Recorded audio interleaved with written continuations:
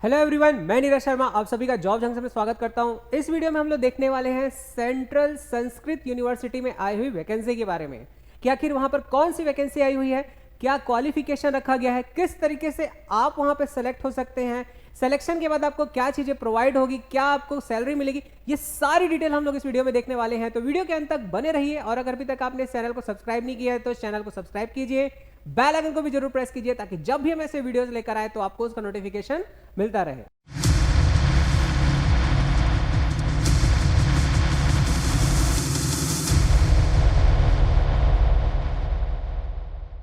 चलिए बात करते हैं सेंट्रल संस्कृत यूनिवर्सिटी में आई हुई वैकेंसी की। जैसा कि स्क्रीन पे आपको दिखाई दे रहा है, ये वैकेंसी अलग अलग टाइप के आए हुए हैं और लगभग 10 प्रकार के अलग अलग यहाँ पर वैकेंसीज हैं।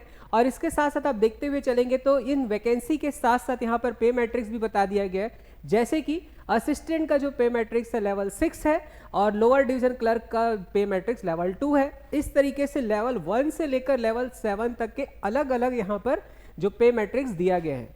अब बात करते हैं कि यहाँ पर जो एज लिमिट है वो कितना है। तो जैसे आप देखेंगे क्यूरेटर के लिए ये 40 ईयर्स है और बाकी सभी के लिए यहाँ पर 35 ईयर्स, और जो stenographer, lower division clerk, library attendant, multitasking staff, इनके लिए 30 ईयर रखा गया।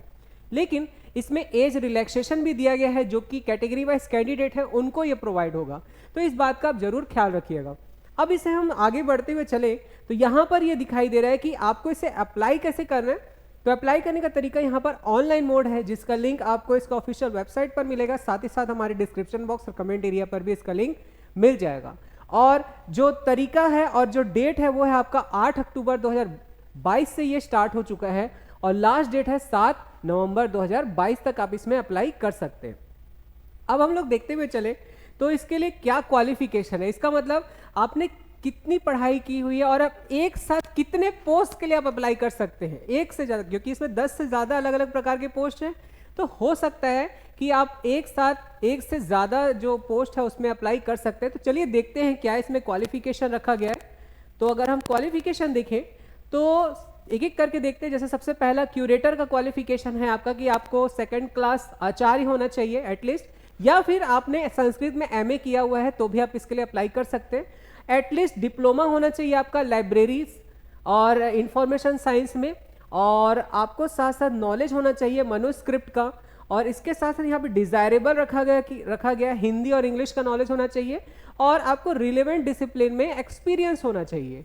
और इसके बाद अगर हम देखें असिस्टेंट का जो पोस्ट है उसके लिए क्वालिफिकेशन है ग्रेजुएट होना चाहिए आपको, और 3 ईयर एक्सपीरियंस होना चाहिए यूडीसी का। इसका मतलब अपर डिवीजन क्लर्क का आपके पास एक्सपीरियंस होना चाहिए, और जो आपकी टाइपिंग स्पीड है वो 30 वर्ड पर मिनट होनी चाहिए इंग्लिश में, और हिंदी में 25 वर्ड पर मिनट की स्पीड होनी चाहिए।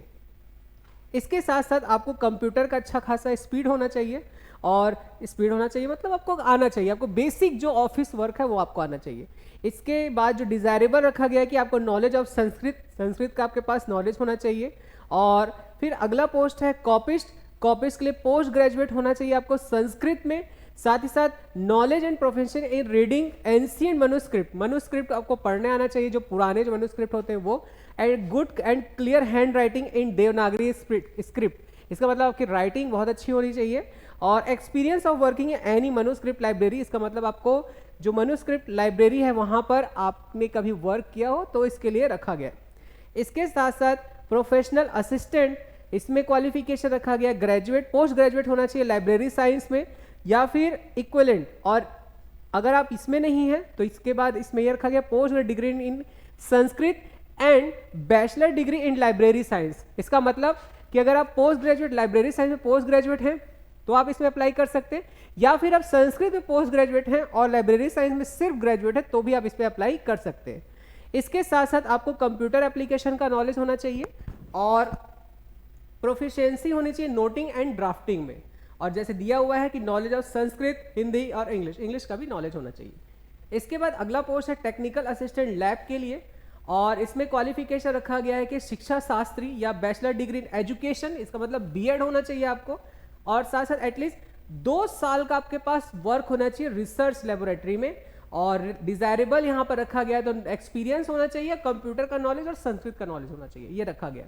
इसके बाद जो अगला पोस्ट है वो है टेक्निकल असिस्टेंट लैब, और एक कंप्यूटर लैब की बात कर रहे हैं, तो इसमें आपको बी या बी टेक होना चाहिए कंप्यूटर साइंस इंजीनियरिंग में, या फिर आपने एमसीए किया हुआ है तो भी आप इसके लिए अप्लाई कर सकते हैं, या फिर आपने एमएससी किया हुआ है तब भी आप इसमें अप्लाई कर सकते हैं, और साथ ही साथ बीएससी कंप्यूटर साइंस किया है तो भी, और या फिर अगर आपने डिप्लोमा किया हुआ है और आपके पास 4 साल का आपके पास एक्सपीरियंस है तो भी आप यहाँ पर अप्लाई कर सकते हैं।